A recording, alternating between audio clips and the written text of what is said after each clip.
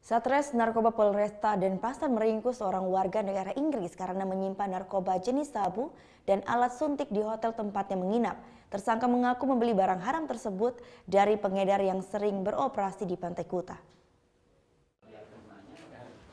Seorang WNA asal Inggris berinisial KH ini diamankan petugas Satres Narkoba Polresta Denpasar tanggal 25 Juli lalu di sebuah hotel kawasan Legian Kuta. Penangkapan ini bermula dari laporan masyarakat yang sering melihat pria berusia 56 tahun tersebut membawa alat suntik dalam jumlah banyak ke dalam hotel. Setelah menggeledah kamar tersangka, polisi menemukan barang bukti sabu serbuk seberat 0,62 gram serta sabu cair di dalam alat suntik seberat 0,68 gram.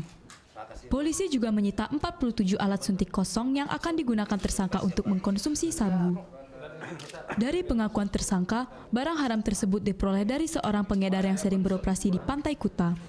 Memang yang bersangkutan sering menggunakan selama ini, ya, jadi sering menggunakan dan hasil pemeriksaan kepada yang bersangkutan menyatakan bahwa barang ini dibeli seseorang dengan inisial K di Pantai Kuta, ya, dengan harga kurang lebih 4 juta. Kemudian sebagian dipakai dan sebagian masih disimpan.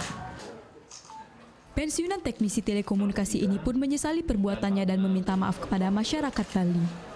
Yeah, I made a big mistake. I'm very sorry for what I've done. I'll never do it again. And I still like Bali. Bali is an incredible place. Lovely people. Bali, nice people. Sorry for what I do. Atas perbuatannya, tersangka dijerat pasal 112 dan pasal 127 Undang-Undang Nomor 35 tentang narkotika dengan ancaman hukuman 12 tahun penjara. Dari hasil pemeriksaan terakhir, izin tinggal tersangka juga telah habis. Setelah menjalani proses hukum atas tindak pidana narkotika, Polresta akan berkoordinasi dengan pihak imigrasi untuk proses deportasi.